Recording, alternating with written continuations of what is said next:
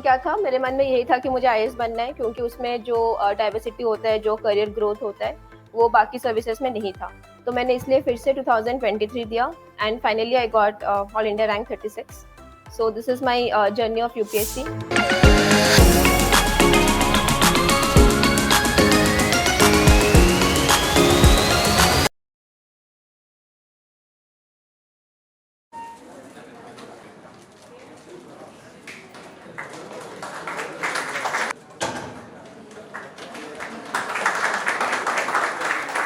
Start with just a brief journey about me.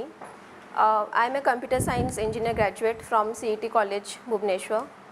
After that मैंने 1 साल job किया IT sector में। उसके बाद 2020 मैंने प्रिपरेशन शुरू किया यूपीएससी का। 21 was my first attempt. I cleared prelims, mains. I went till interview 2021 में भी।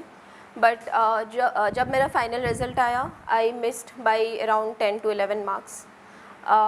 आई स्टार्टेड क्राइंग क्योंकि मेरा फर्स्ट अटेम्प्ट में मुझे लग रहा था कि शायद हो जाए, बट नहीं हुआ।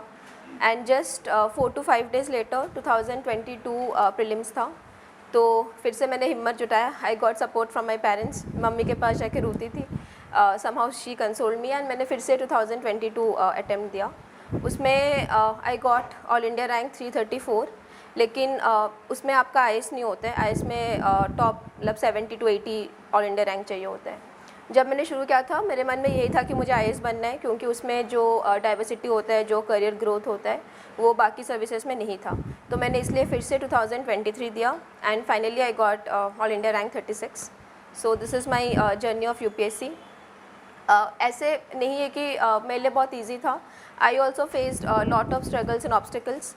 सिंस मेरा टेक्निकल बैकग्राउंड था, तो जब मैंने शुरू किया था प्रिपरेशन, एंथ्रोपोलॉजी बहुत ही मुझे मुश्किल लगता था।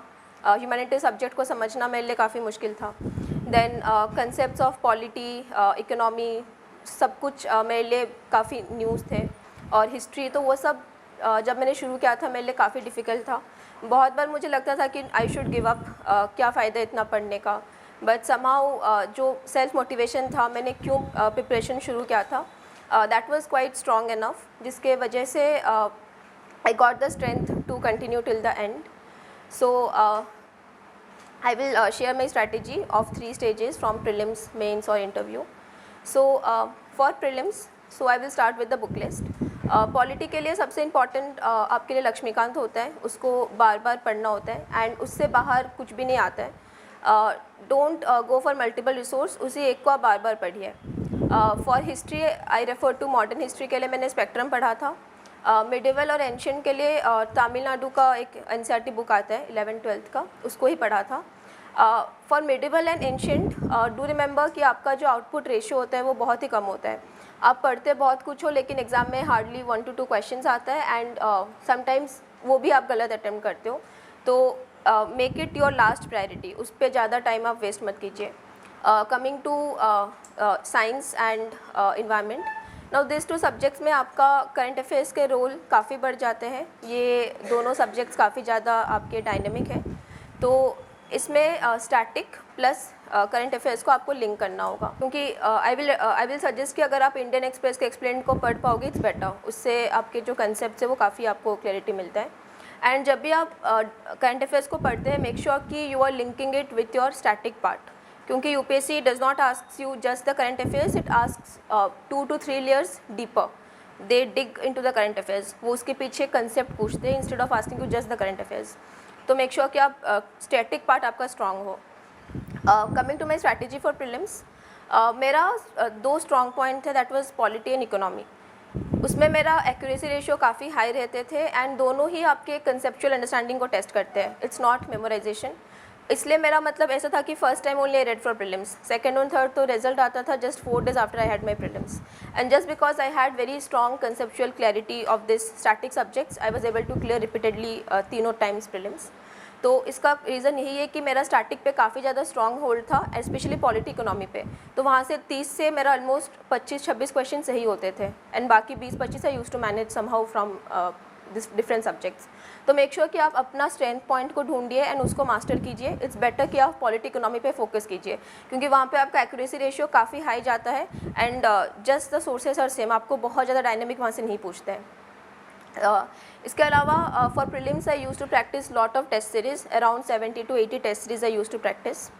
तो जब भी when I practice a test series, वहाँ से मैं जो क्वेश्चन मैंने गलत किया उसको मैं अच्छे से एनालिसिस करती थी।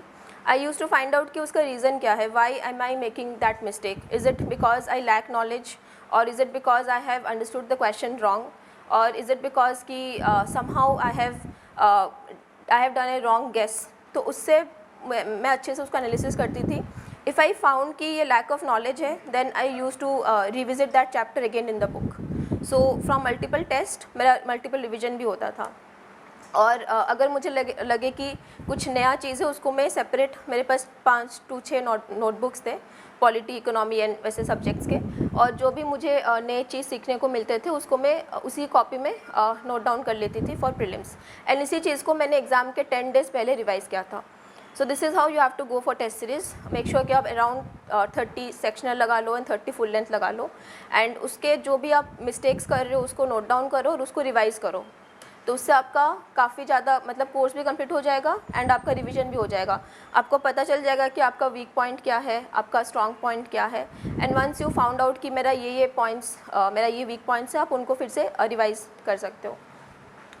And one more important thing for prelims is your PYQs। जो लास्ट 10 years के PYQs है उनको अच्छे से कीजिए, उसके ऑप्शंस को अच्छे से एनालाइज कीजिए, एग्जामिनर का माइंडसेट को समझने का ट्राई कीजिए कि कैसे एग्जामिनर क्वेश्चन को सेट कर रहे हैं, and also try to understand the technique of elimination. Though UPSC ने एलिमिनेशन टेक्निक हटा दिया है, बट स्टिल 50% पेपर अभी भी एलिमिनेशन पे सॉल्व हो सकता है।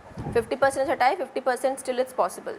तो try to master that art of elimination and logical thinking, क्योंकि in prelims I think hardly जो 100 से I am only sure about 30 questions, बाकी 70 questions I solve by using logical reasoning and elimination. तो आपका जो लॉजिकल रीजनिंग है, that thinking process, that elimination and the ability to take risk and quick decision making, वो UPSC test करता है। तो वो आपको मास्टर करना है, and that will be mastered by giving multiple test series and PYQs।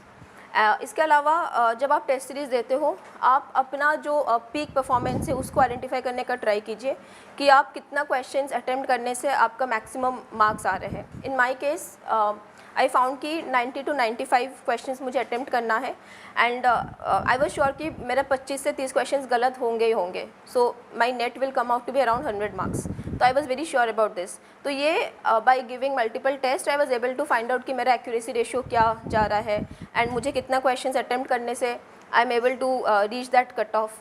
तो वो भी आप अपने लिए डिवाइस कीजिए। किसी किसी का हो सकता है कि कट ऑफ मतलब 80 करके आपका 70 सही हो, आपका एक्यूरेसी रेशियो बहुत हाई हो, तो वो हो सकता है। मेरे केस में नहीं था, मेरे केस में मेरा 25 to 30 क्वेश्चंस गलत होंगे ही होंगे, नो मैटर व्हाट। तो इसलिए मैं हमेशा ज़्यादा अटेम्प्ट करती थी। So in this way you try to find out कि आपके लिए क्या स्ट्रैटेजी काम करेगा, आपको कितना अटेम्प्ट करना चाहिए। तो इसके लिए भी आपको बहुत सारे टेस्ट सीरीज देना होगा, and then you use your reasoning to find out that. So this was about prelims, and besides this prelims में एंग्जाइटी और स्ट्रेस मैनेजमेंट काफ़ी इंपॉर्टेंट है। उसके पहले दिन आपको अच्छे से सोना है, then you have to manage your time अच्छे से। लास्ट 30 मिनट्स आप बबलिंग के लिए रखिए। बहुत बार I have come across students जो कि बबलिंग गलत कर देते हैं सीक्वेंस वाइज, तो पूरा आपका प्रीलिम्स उसमें वो हो जाता है। तो मेक श्योर कि आप 30 मिनट्स रख रहे हो for bubbling. In 1.5 hours you have to solve and last 30 minutes for bubbling that correctly. फिर आपको अच्छे से रेस्ट लेना है वो 2 घंटे में, and then CSAT। Now CSAT पे बहुत लोग एलिमिनेट हो रहे हैं, सो मेक श्योर कि आप CSAT को इग्नोर मत कीजिए। Practice CSAT also properly. मेरा बैकग्राउंड था, मैंने MBA का कोचिंग ले रखा था, सो मैंने उसके लिए कुछ मेहनत नहीं किया है, so I can not really guide you about that, but आप देख लीजिए। उसका आई थिंक बहुत सारे वीडियोस भी CSAT का आपको मिल जाएंगे, तो CSAT को लाइटली मत लीजिए। So this was about prelims. Now coming to the next stage which is your mains. Now mains आपका सबसे जो रैंक डिसाइडिंग होता है, that is your mains. And मैंने जब प्रिपरेशन शुरू किया था, स्टार्टिंग मेरा फोकस मेंस पे ही था। Only last 3 months I shifted to prelims. तो मेंस में सबसे इम्पॉर्टेंट जो आता है आपका ऑप्शनल। सो मेक श्योर कि आप ऑप्शनल को अच्छे से पहले से चूज़ कर रहे हैं। आपका बैकग्राउंड को लेके आपका जो भी है उसको चूज़ कीजिए अच्छे से। Look into 3 to 4 factors. एक आपका बैकग्राउंड, सेकंड ऑप्शनल को लेके enough guidance and resources market में है या नहीं।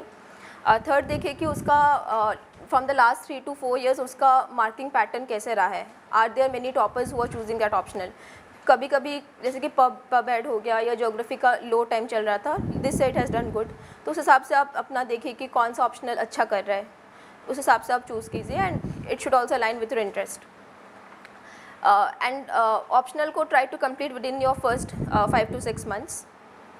ऑप्शनल में अपने खुद के नोट्स होने चाहिए, you can take coaching and guidance, and besides that आपको जो टॉपर नोट्स होते हैं वो आपको मिल जाएंगे।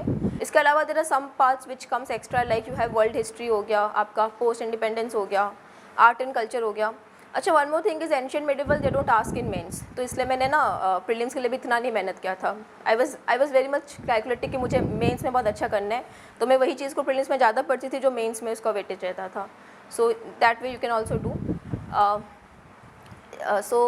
For GS1 what you have to do is आपको एक एक पार्ट डिवाइड करना है। मॉडर्न हिस्ट्री हो गया, पोस्ट इंडिपेंडेंस हो गया, वर्ल्ड हिस्ट्री हो गया, आर्ट एंड कल्चर हो गया, ज्योग्राफी हो गया, and you have society. So for this आप इसको डिवाइड कीजिए। फर्स्ट सपोज आपने सोसाइटी उठाया, तो सोसाइटी में यू हैव आप अपना UPSC का सिलेबस निकालिए। सोसाइटी में जैसे आपके 5-6 मतलब पॉइंट्स मेंशनड है, ग्लोबलाइजेशन हो गया, कम्युनलिज्म हो गया, सेक्युलरिज्म हो गया, एंड इस हर एक टॉपिक का आप नोट्स रेडी रखिए।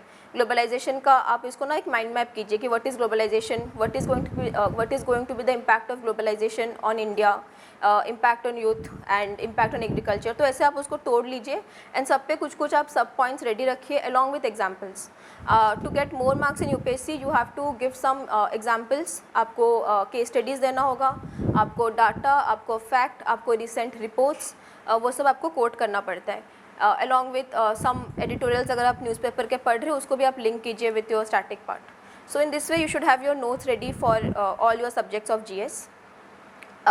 वैसे ही हिस्ट्री के आप जैसे मॉडर्न हिस्ट्री हो गया, आप 10 years के क्वेश्चंस देखिए कि कौन कौन से थीम से वो पूछ रहे हैं। जैसे for modern history they use to ask one question, तो पक्का आपके गांधी जी के जो है ना after 1920 they use to ask one question from that. और एक क्वेश्चन आपका प्री में रहता था, जैसे कि प्री 1857 के पहले क्वेश्चन रहता है। तो ऐसे आप उसके थीम्स को पिक कीजिए कि कौन कौन से क्वेश्चंस, एंड उस पर आप नोट्स अपना रेडी रखिए। Similarly for art and culture also कुछ एरिया है जहाँ से वो बहुत पूछते हैं, जैसे आर्ट एंड आर्किटेक्चर से पक्का आता है। Then you get one question from your literature part, Jainism Buddhism पे भी आते हैं क्वेश्चंस, तो उस पर आपका नोट्स रेडी रखिए। आर्ट एंड कल्चर में डायग्राम्स आर वेरी इंपॉर्टेंट, तो आपका मतलब आपका सभी टॉपिक्स के लिए आपके पास डायग्राम रेडी होना चाहिए। जैसे बुद्धिज़्म का वो स्टूपा हो गया, या बहुत सारे आपके डायग्राम्स होते हैं, तो वो आप रेडी रखिए। For world history from the last 2 to 3 years UPSC एक भी क्वेश्चंस नहीं पूछ रहा है, तो उस पर ज़्यादा टाइम उतना मतलब 2 weeks से ज़्यादा टाइम आप मत दीजिए उस पर। Don't give 2 to 3 months for world history. Syllabus vast है but UPSC is not asking, so make sure कि आप आउटपुट रेशियो के हिसाब से आप अपना प्रिपरेशन कीजिए। वर्ल्ड हिस्ट्री को इग्नोर मत कीजिए क्योंकि उसके एग्जाम्पल्स को can be quoted in ethics and ऐसे। Coming next to GS2, in GS2 you have major topics. One is polity. Polity में भी आपको लक्ष्मीकांत के आर्टिकल्स वो सब कोट करने होते हैं। To increase your marks in polity आपको सुप्रीम कोर्ट जजमेंट्स वो सब आपको कोट करने पड़ते हैं। Then second ARC recommendation. Polity में मोस्टली दे आस्क यू जो भी क्वेश्चंस होते हैं उसमें आपको वे फॉरवर्ड लिखना होता है। फॉर एग्जांपल सपोज आपको उन्होंने पूछ लिया कि हमारा जो थर्ड टायर हो गया पंचायत में उसका क्या क्या इश्यूज़ है इन फंड्स, तो जब भी आप लिख रहे हो ना फंड्स में ये इश्यूज़ है, फंक्शनरीज में ये इश्यूज़ है, उनके फंक्शंस में ये इश्यूज़ है, you have to always come with way forward. तो उसमें आप सेकेंड ARC रिपोर्ट कोट कर सकते हो। आप बहुत सारे कमिटीज़ को कोट कर सकते हो, जैसे मैंने सुमित बोस कमेटी को कोट किया था for panchayat Raj system. And also आप उसमें ना बहुत सारे एग्जाम्पल्स एंड रिसर्च दे सकते हो, जैसे कि फॉर आपका ये जो आपका पंचायत हो गया उसमें मैंने ईस्थर डुफ्लो का जो रिसर्च था उसको मैंने कोट किया था। उसमें उन्होंने ये बोला था कि अगर फीमेल सरपंच हो रहे हैं they invest more in public goods. तो ये सब आपके आंसर्स को डिफरेंट करता है देन अदर कैंडिडेट। तो आपको वही सब कोट करना है, केस स्टडीज़, रिकमेंडेशंस। बाकी जो आपका बेसिक पार्ट हो गया वो सभी के कॉपीज़ में सेम रहेगा, so that way you have to present. उसके बाद आपका इंटरनेशनल रिलेशन एक मेजर पार्ट है, वहाँ से भी आपके 50 मार्क्स अराउंड आते हैं। उसके लिए I just refer to current affairs, क्योंकि आपके जो आयर है वो मोस्टली मोस्टली नहीं करंट अफेयर्स से ही आते हैं। तो जस्ट 1 year के जो इंटरनेशनल रिलेशन में जो मेजर आपके हैपनिंग्स है उनको अच्छे से फॉलो कीजिए, न्यूज़पेपर को पढ़िए। एंड मैंने करंट अफेयर्स के क्लास ज्वाइन किए थे, तो वहाँ से मैंने करंट अफेयर्स के जो आयर था मेरा वहीं से हो गया था। आयर के लिए मैप्स आर वेरी इंपॉर्टेंट। जो भी जैसे कि क्वेश्चन सपोज इंडियन ओशन के ऊपर हो गया तो then you have to draw India का मैप, इंडियन ओशन को ड्रॉ करना है, आपको दिखाना है कि मतलब क्वेश्चन को लिंक करना है। So map is very important in IR. तो वर्ल्ड मैप और इंडियन मैप को भी मतलब you have to draw it within few seconds, तो उसको प्रैक्टिस रखिए, उसको आपको बहुत जगह में आपको ड्रॉ करना होगा उसे। Then your next part is governance. Governance में भी आपके कुछ ही पार्ट्स इंपॉर्टेंट हैं जहाँ से पक्का क्वेश्चंस आता है। एक एसएचजी हो गया, एक आपका प्रेशर ग्रुप हो गया, तो उसके लिए भी आपको नोट्स अपने रेडी रखने हैं along with examples and case studies. NGO SHG में आपको जो कॉमन एग्जांपल्स है उससे थोड़ा हट के आपको एग्जांपल्स देना है। एसएचजी में mostly people give example of Kudumbashree which is very common in Kerala, तो आप अगर उससे छोड़ के कुछ अलग एग्जाम्पल दे पाओगे which is different, that will give validation to your answer. और इसमें आप डायग्राम भी रेडी रख सकते हो। मेरे पास एसएचजी हो गया, प्रेशर ग्रुप हो गया, एनजीओ हो गया, सबका एक एक डायग्राम रेडी था। एंड जब भी क्वेश्चंस आता था I use to draw the diagram side में। So this is about GS2। Next is your GS3। GS3 में आपका जो मेजर पार्ट है that is economy, then science and tech, then you have environment, disaster management. अब ये सबसे आपका dynamic subject है, इसमें लोगों का मार्क्स भी काफ़ी कम आ रहा है from the last 2 to 3 years। The reason is कि people are not using proper data, proper facts. आपको इसमें ब्लफ नहीं करना है, you have to write the exact thing and that you have to substantiate with examples and data. तो मैंने हमेशा economic survey last 2 to 3 years और budget, इसको हमेशा मैं रेफ़र करती थी इन माई इकोनॉमिक आंसर। तो आई वुड एडवाइज़ कि आप भी 2 साल का एटलीस्ट इकोनॉमिक सर्वे को अच्छे से पढ़िए एंड बजट को अच्छे से एनालाइज कीजिए और उसको पढ़िए। इसके अलावा फॉर सब्जेक्ट्स लाइक इन्वायरमेंट, उसमें भी आपके कुछ पार्ट से क्वेश्चंस आते हैं। तो जैसे आपका क्लाइमेट चेंज से पक्का एक क्वेश्चन आएगा, then you get 1 question from pollution, waste management पे आते हैं, तो इसके भी मेरे पास नोट्स थे। For disaster management this is one of the easiest part to do, इसको इग्नोर मत कीजिए, इसमें आपका आराम से हो जाएगा। इसमें in almost every disasters the things are same, आपको बस थोड़ा पॉइंट्स चेंज करना है। बाकी जो आपका फ्रेमवर्क होता है, सेंडाई फ्रेमवर्क होता है, सब में वो सेम फ्रेमवर्क आपको लिखना है। कैसे डिज़ास्टर को आप मैनेज करोगे, प्रिपेयर्डनेस, मिटिगेशन ऑलमोस्ट सेम होता है। फिर आपको NDMC गाइडलाइंस कोट करने होते हैं which is again same for almost every disasters. तो बस 1-2 डिज़ास्टर्स के लिए कुछ पॉइंट्स यूनिक है। सो आप अपना खुद का 1-2 पेज का नोट बना लीजिए एंड डायग्राम रेडी रखिए। जैसे कि अर्थक्वेक पूछा, so you have to draw कि इंडिया में कौन से parts are vulnerable to earthquake. उसमें आपका जोनिंग होता है, Zone 5, Zone 4, उसको आपको ड्रॉ करना होता है। सो नेक्स्ट हो गया science and tech. Again for science and tech आपको ये करना होता है, इसका करंट अफेयर्स अच्छे से कीजिए। जैसे 21 में they asked you about James Webb telescope which was in news, तो उन्होंने पूछा था उसको। आजकल UPSC is asking science from current affairs in GS3 also, जैसे चंद्रयान 3 का भी इस बार पूछा था यूपीएससी ने। तो आप करंट अफेयर्स पर नज़र रखिए, आपका उससे हो जाएगा GS3। And one more important part is internal security. इससे आपका mostly they ask you static thing, ये बहुत ही मार्क्स स्कोरिंग है। आपका नोट्स रेडी रखिए थे, पक्का दे ask you question from cyber security. From last 2 to 3 years they're asking you question on cyber security, तो उस पर आपका नोट्स रखिए। दे ask you on your maritime security, terrorism हो गया, देन आपका लेफ्ट विंग एक्सट्रीमिज्म हो गया। तो ऐसे इसके hardly there are 10 topics and उस पर आप अगर नोट्स रेडी रखोगे आपका इंटरनल सिक्योरिटी भी हो जाएगा। इस पर भी आप डायग्राम ड्रॉ कर सकते हो। Suppose they ask you question कि इंडिया के जो बॉर्डर मैनेजमेंट है उसमें क्या क्या चैलेंजेस है, so you can easily draw India's map and you can show कि ये कंट्री से ड्रग का इशूज़ हो रहा है। ऐसे आप करके अच्छे से आप दिखा सकते हो कि यहाँ से इलीगल माइग्रेशन हो रहा है। सो दैट ऑल्सो, जितना आप डायग्रामेटिक चीज़ों को एक्सप्लेन कर सकते हो, जितना आप अपने प्रेजेंटेशन को बढ़ा सकते हो, उतना आपका कॉपीज़ अट्रैक्टिव होता है फॉर द एग्जामिनर एंड उससे आपके जो मार्क्स होते हैं उतने ज़्यादा आपको बाकियों से ज़्यादा मिलेगा। Now next coming to GS4। Again GS4 में आपके 2 पार्ट्स हैं, one is your case studies and theory. GS4 में सबसे बड़ा चैलेंज जो मैं फेस करती हूँ इज़ माई टाइम मैनेजमेंट। उसमें आपको सबसे ज़्यादा लिखना होता है एंड केस स्टडीज़ बहुत ही लेंदी होते हैं, उसको आपको उसी 2-3 घंटे में आपको पढ़ना है एंड क्विकली लिखना है। तो सबसे टाइम इशू मुझे उसी में होता है, टाइम मैनेजमेंट का। तो GS4 के लिए पहले माई प्रिपरेशन वर्स की मैंने 1-2 वीडियोज़ देखे थे क्लास के, और इसके बाद मैंने 1-2 नोट्स रेफ़र किए थे एंड का मेरा now this help me to, जो आपके फंडामेंटल्स होते हैं ऑफ GS4, जैसे इमोशनल इंटेलिजेंस क्या हो गया, कि आपके जो 7 वैल्यूज़ है of civil servant, integrity, selflessness, उस पर डेफिनेशंस मेरे पास अच्छे से रेडी थे। इसके अलावा I had examples.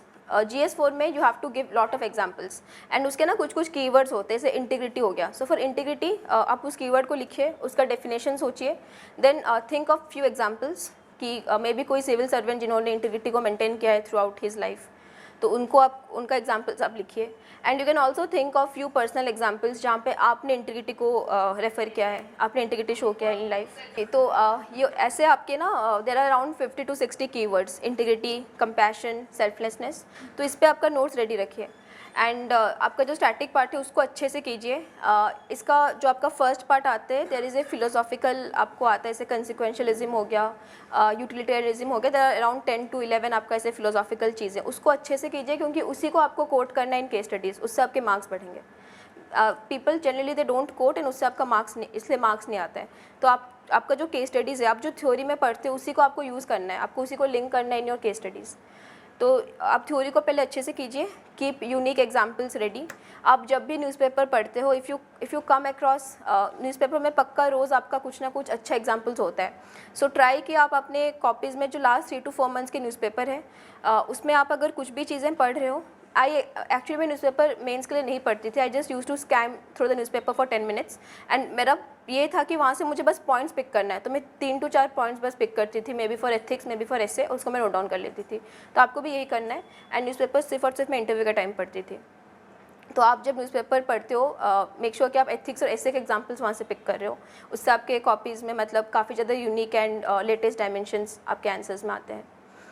Then for case studies, now for case studies there are around 7 to 8 areas जहाँ से वो पूछते हैं.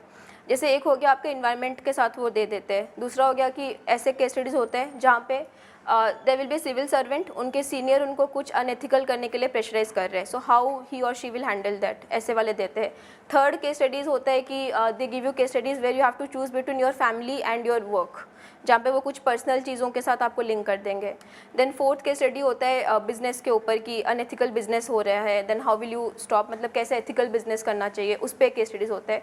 तो ऐसे आप देखोगे तो आपके पास ना अराउंड 10 to 15 डायमेंशंस होते हैं. उससे बियॉन्ड तो दे डोंट आस्क, मतलब उससे बियॉन्ड क्वेश्चंस पूछना ही पॉसिबल नहीं है.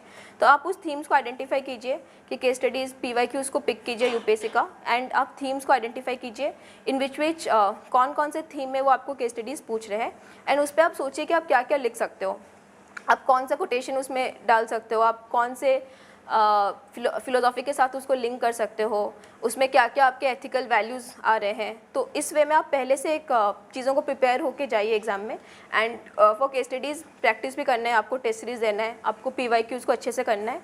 एंड आप देखोगे कि चीज़ रिपीट ही होता है. इन UPSC also I feel case studies is just a repetition of the last year.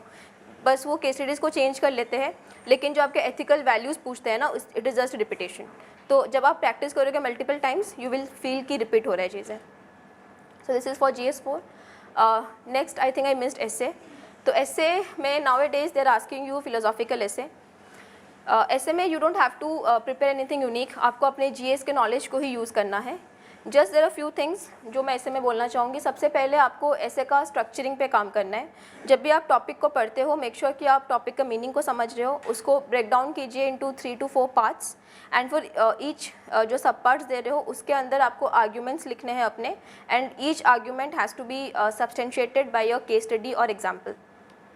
ऐसे के लिए मेरा प्रिपरेशन यही था कि मैंने लास्ट 10 years के जितने भी फिलोसॉफिकल ऐसे है उसका मैंने माइंड मैप कर लिया था कि this is how I am going to start the essay, this is how I am going to end my essay, my conclusion, and this is how I am going to break it down. तो ये मेरे पास मैंने कर लिया था.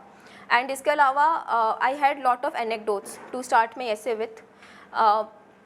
इन anecdotes you can, आप जो भी एग्जाम्पल्स पढ़ते हो ना GS का, आप वहीं से रेडी कर सकते हो. कुछ कुछ आप नॉवेल्स का हेल्प ले सकते हो. मैंने भी कुछ कुछ नॉवेल्स का समरी रखा था जिसको मैं एज एन एनेक्डोट यूज़ करती थी. तो ये भी आप कर सकते हो. आपको बहुत सारे ऐसे एनरिचमेंट मटेरियल्स मिल जाएंगे. You can also take help of ChatGPT, मैंने भी लिया था इस बार. तो जो भी आपको टॉपिक समझना है ChatGPT में टाइप कीजिए and ask GPT to create some unique anecdotes. तो ये मैंने इस बार किया था in this attempt. So have anecdotes ready. And after that कुछ कुछ आपका हो गया, जैसे कि पोएम्स हो गया जो आप यूज़ कर सकते हो, तो उसको भी आप रेडी हैंडी रखिए. देन कंक्लूजन में आप सोचिए, कंक्लूजन भी आप थोड़ा रेडी रखिए। कंक्लूजन में mostly you can give a logical conclusion. आपने स्टोरी से शुरू किया, कंक्लूजन में भी आप उसी स्टोरी से एंड कर सकते हो, तो this way you can conclude. और आप कुछ पोएम से कंक्लूड कर सकते हो, या आप कोई भी जो कोटेशन होते हैं उससे कंक्लूड कर सकते हो। तो ऐसे के लिए एनेक्डोट्स, कोटेशंस, कुछ पोएम्स वगैरह वो सब आप रेडी रखिए। एंड इसके अलावा आपको बहुत सारा आप माइंड मैप कीजिए। आप लास्ट 10 ईयर्स के ऐसे को सोच लीजिए कि this is my introduction, this is how I am going to present it. ये आपका सेकंड स्टेप हो गया। Third step would be to practise. कोई भी टेस्ट सीरीज ज्वाइन कर लीजिए ऐसे का, and practise at least 10 essays before your actual mains. So this is about essay. Now coming to the next stage, which is interview. Interview में again आपको जितना भी, आपको सबसे पहले वो लोग पूछते हैं आपको, आपका जो डैफ है वो आपको फिल करना होता है। In DAF filling try to be as honest as possible, because आपको जो क्वेश्चंस आपका आता है वो डैफ से ही आता है। There are 4 sections. एक हो गया आपका पोजीशन ऑफ अचीवमेंट, एक हो गया लीडरशिप, स्पोर्ट्स, एंड दूसरा आपका हॉबीज़, एरियाज ऑफ इंटरेस्ट। तो आपको उसी आप जो उसको फिल कर रहे हो, मेक श्योर कि आप उसको कंप्लीट इंटीग्रिटी के साथ उसको फिल कर रहे हो। Don't try to lie to the examiner. And आपके मोस्टली क्वेश्चंस वहीं से रिवॉल्व होंगे। इंटरव्यू के लिए आपको आपके नोट्स रेडी होने चाहिए। जैसे मैं उड़ीसा से थी तो उड़ीसा के नोट्स रेडी होने चाहिए, और जो भी मैंने लिखा है हॉबीज़ में उसके नोट्स रेडी होने चाहिए। बिसाइड्स दैट मेरे पास ऑलरेडी एक पीयर ग्रुप था, तो हम लोग रोज़ डिस्कस करते थे। एंड करंट अफेयर्स भी आप रोज़ एनालिस कीजिए फ्रॉम न्यूज़पेपर, उसको भी आप डिस्कस कर सकते हैं with your friends and peer groups. इसके अलावा आई गेव अराउंड 4 to 5 मॉक्स। तो ये ओवरऑल इंटरव्यू का हो गया। इंटरव्यू में मोस्टली दे चेक कि आप कितने ऑनेस्ट हो, and are you able to manage stress. Many times they ask you questions which are very random, जो आपको नहीं पता हो, तो उस टाइम पे आपको ब्लफ नहीं करना है। आपको कॉन्फिडेंटली बोलना है कि sorry sir, sorry ma'am, I am not aware about this.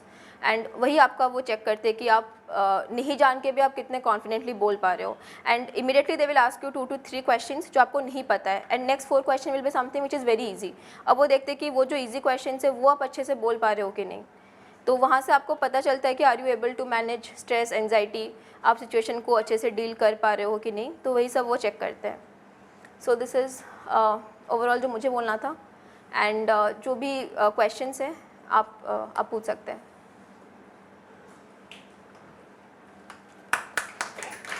From government perspective, some magazines that been published, like any other magazines, especially for environment. See for government it's better if you refer just economic survey. Economic survey में आपका एक chapter होता है climate change, और वहीं से आप पढ़ लीजिए।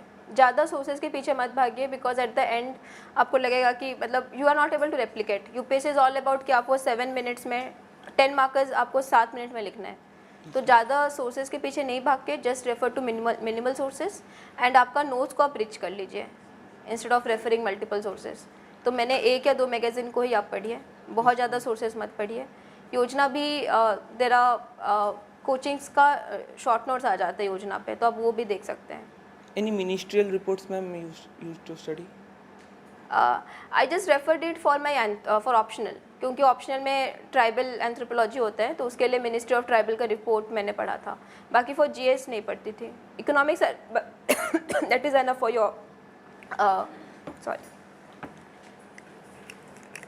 GS3 economic survey and budget is enough for government perspective. अब नीति आयोग का पढ़ सकते हैं। नीति आयोग @75 इसको पढ़िए, क्योंकि उसमें अराउंड 40 टॉपिक्स का उन्होंने गवर्नमेंट पर्सपेक्टिव लिखा है। उन्होंने लिखा है कि क्या क्या चैलेंजेस हैं, क्या क्या रिकमेंडेशन है। आप उसको पढ़ लीजिए, नीति आयोग @75। तो वहाँ से आपको गवर्नमेंट पर्सपेक्टिव मिल जाएंगे। और नीति आयोग का और एक है NITI Aayog 3 point action agenda. If you get time उसको पढ़िए, लेकिन सबसे पहले नीति आयोग को पढ़िए। और गवर्नमेंट पर्सपेक्टिव के लिए you can also read second ARC। Second ARC will help you for writing GS2 answers. Ma'am, websites you have to what websites you have to follow means, for example, like Niti Aayog you said, and any other websites that may give us some relevant material for mains.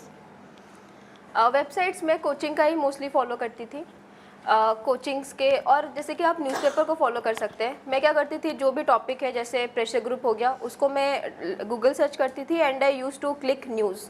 तो उसके 3-4 जो latest news है that use to come, and उसको मैं add करके जो current affairs है उसको मैं वहाँ से एनरिच कर लेती थी। Ma'am last question ma'am notes और गवर्नमेंट का कुछ कुछ वेबसाइट जैसे कि suppose I am reading topic energy, अब मेरे पास डाटा नहीं है रिसेंट, तो I use to type ministry of power reports, तो उसमें जो डाटा है कि इंडिया में कितना परसेंटेज रिन्यूएबल है, नॉन रिन्यूएबल है, कितना सोलर विंड है, तो वहाँ से मैं लेटेस्ट डाटा पिक करती थी। But that is again very less, काफ़ी कम मैंने किया है वैसे, क्योंकि मोस्टली कोचिंग का वो रेडी रहता है एंड मैं उस पर टाइम वेस्ट नहीं करती थी खुद का। मैंने मेंस के लिए डिजिटल नोट्स बनाए थे वन नोट पे। उसमें ये था कि मैं सपोज मैंने टेस्ट सीरीज़ दिया तो मुझे लगा कि ये टॉपिक है, मेरे पास नोट्स नहीं है, टेस्ट सीरीज़ का सोल्यूशन कोई मैं पिक करके नोट्स में ये कर देती थी। एंड वो ऐसा था कि सब्जेक्ट वाइज था, GS1 हो गया, GS1 का फिर सोसाइटी हो गया, फिर उसके 5-10-15 पेजेस वहाँ से हो गया। एंड एंड में मेरे पास शॉर्ट नोट्स थे for revision for last 1 week. अब ये होता है कि जब आप एक चीज़ को बार बार पढ़ लेते हो ना, तो आपको पता चल जाता है कि ये चीज़ तो मुझे आता है, ये इसको लिखने का कोई ज़रूरत नहीं है। तो ऐसे आपका नोट्स काफ़ी शॉर्ट हो जाते हैं एट द एंड। इनिशियली आपको समझ नहीं आएगा जब आप प्रिपरेशन शुरू करते हो, लेकिन जब आप 1-2 साल कर लेते हो सेम चीज़, आपको जो बेसिक चीज़ है वो आपको लिखने का ज़रूरत नहीं है। आप बेसिक चीज़ के लिए कोई भी नोट्स उठा लीजिए, कोई भी कोचिंग का नोट्स रेफ़र कर लीजिए बेसिक। आपका जो वैल्यू एडिशन पॉइंट है जो कि नोट्स में नहीं है, उसी को आप लिखिए जो कि यूनिक पॉइंट्स है। तो वैसे करोगे तो आपका नोट्स काफ़ी शॉर्ट हो जाएगा। मतलब मैं बेसिक चीज़ों को नहीं लिखती थी, जो चीज़ मुझे अवेलेबल ईजिली नहीं मिलेगा, कोचिंग नोट्स में नहीं है, उसी को मैं कंपाइल करती थी एंड वो काफ़ी शॉर्ट होता था। एंड जो वैल्यू एडिशन पॉइंट्स है, केस स्टडीज़ है, एग्जाम्पल्स है, जो एनरिच कर रहे हैं मेरे आंसर्स को, वही मैं नोट्स में करती थी, तो वो भी काफ़ी शॉर्ट होते थे। एंड बाय मल्टीपल टाइम जब आप रीड करते हो, आपकी चीज़ें काफ़ी कंसाइज हो जाती हैं। Thank you. जब मैंने इम्प्रूव किया consistently, it improve my score to 110, 120 and highest आते थे। तो मैंने ये डिफरेंट किया कि मैंने स्टार्टिंग से मैंने फोकस किया टेस्ट सीरीज़ पे। Third is I was very targeted and I was very greedy कि I will read only those thing which is required in UPSC, I will not read anything which is beyond UPSC। तो मैं काफ़ी ज़्यादा ना उससे targeted होती थी, मेरा टाइम नहीं वेस्ट होता था। Ma'am any discussion platform for your doubt clearing? मतलब मेरा खुद का पूछ रहे हो? एज आई टोल्ड ना, I have my Telegram channel, और ऐसे डिस्कशन प्लेटफॉर्म तो नहीं है बिकॉज बहुत सारे डाउट्स आते हैं तो पर्सनली क्लियर करना डिफ़िकल्ट होता है। बट वो है जहाँ पे मैं अपना resources I try to share, कि मैंने जो नोट्स किया है, कि मैंने जो टेस्ट सीरीज़ लिखा है, that I try to share there. अभी जब मैं न्यूज़पेपर पढ़ती हूँ ना, I will just take 10 minutes, क्योंकि मुझे सब कुछ पता होता है, same things they get repeated. तो आपको इनिशियली लग सकता है करंट अफेयर्स बहुत है, लेकिन once you complete your syllabus and everything, आपको लगेगा कि सेम थिंग ही बार बार वो रिपीट कर रहे हैं, सेम चीज़ वो 5-6 साल तक चलता है। सो आप पहले हेक्टिक लगेगा, लेकिन बाद में आपको लगेगा कि सेम ही चीज़ क्या ही पढ़ूँ, ऐसे लगेगा। So this is GS1. The traditional theatre forms of India reflects the ideals and emotions of the society and an individual's role in the community, discussed with examples. This was the question. मैं लिखा ही, this is in 7 minutes आपको लिखना है ये सब। तो मैंने question को सही से पढ़ा। देन क्वेश्चन को सबसे पहले जब आप पढ़ते हो, आपको उसको ना स्ट्रक्चरिंग सोचना है मेंटली। तो इसका स्ट्रक्चरिंग जैसे कि ये था कि पहले मुझे ये दिखाना है कि कैसे थिएटर रिफ्लेक्ट कर रहे हैं आइडियल इमोशंस ऑफ सोसाइटी। तो ये मैंने फर्स्ट हेडिंग दिया। Second heading is how it reflects your individuals role in the community. तो ये मेरा सेकंड हेडिंग हो गया। अब इसको मैंने ब्रेक डाउन किया इनटू 4 पार्ट्स, और इसको भी मैंने ब्रेक डाउन किया into 4 points, and in each points I wrote example as you can see here. And to make my answer presentation beautiful, I made sure कि मैंने जो जो एग्जाम्पल्स लिखे उसको मैं इंडिया के डायग्राम कर लिया बहुत ही जल्दी से। मैंने दिखा दिया कि क्या क्या आपके थिएटर फॉर्म्स है in India. And this is how your introduction, this is your body part, sub part 1 4 points, sub part 2 4 points, and this is your conclusion. तो और जो भी आपके पॉइंट्स, जैसे कि मैंने यहाँ पे बॉक्सिंग कर दिया और एग्जाम्पल को मैंने ऐसे लिखा, तो ये प्रेजेंटेशन पार्ट होता है। और जो भी इंपॉर्टेंट एग्जाम्पल्स है उसको मैंने अंडरलाइन किया। सो ऑन दिस आपको भी आपके आंसर्स को इसी वे में आपको ट्राई करना है to present. Again this is pressure group, as I told कि डायग्राम्स होना चाहिए। तो इन GS2 तो मैंने प्रेशर ग्रुप का डायग्राम था, तो this is how I draw. और इसका भी हर पॉइंट्स के लिए मेरे पास एग्जांपल्स थे, AIRF पुणे की, नर्मदा बचाओ, जो भी, एंड चैलेंजेस।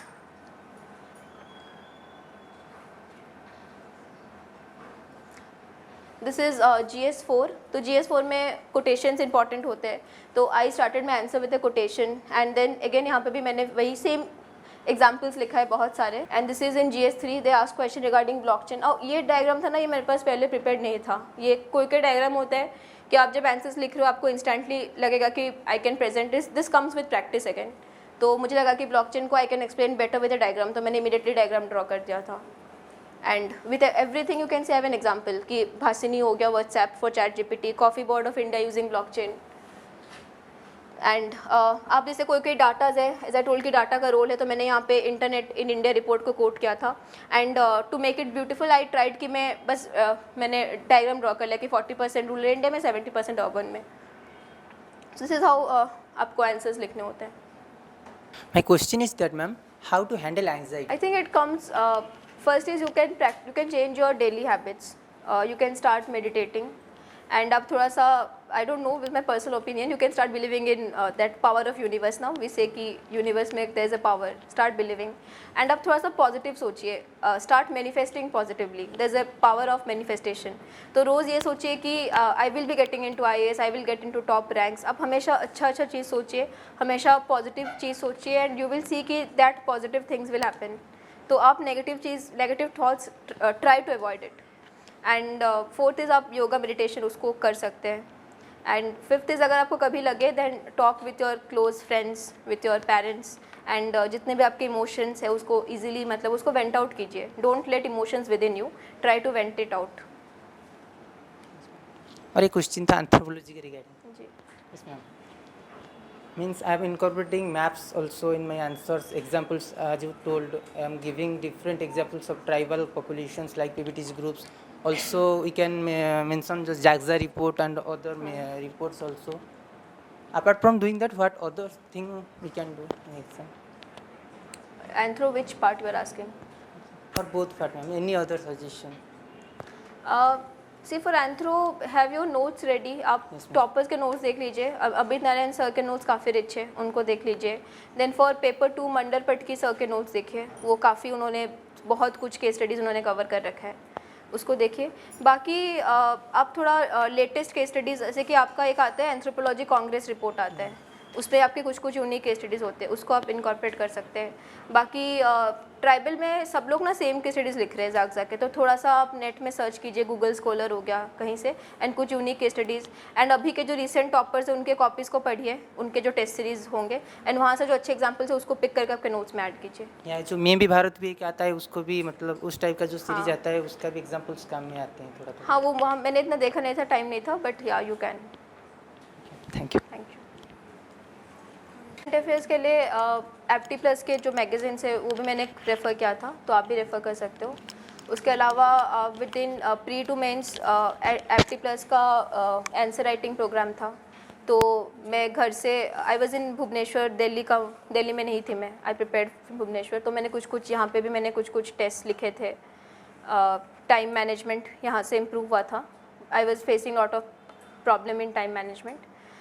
इसके अलावा इंटरव्यू के टाइम भी एप्टी प्लस का काफ़ी ज़्यादा इंपॉर्टेंट रोल था। जो मेरा डैफ क्वेश्चनर था काफ़ी ज़्यादा डिटेल्ड था, सबसे बेस्ट था आई विल से इनफैक्ट। वहाँ से कुछ क्वेश्चन एक्चुअल इंटरव्यू में भी कुछ रिपीट हुए थे। तो करंट अफेयर्स के लिए आप एप्टी प्लस का आप हेल्प ले सकते हो। काफ़ी ज़्यादा कंप्रेहेंसिवली चीज़ें कवर्ड होता है, and you don't need to read newspaper for that. जो मंथली मैगज़ीन भी आप एप्टी प्लस का रेफ़र कर सकते हो, काफ़ी ज़्यादा डिटेल्ड रहता है, and they don't miss a single topic.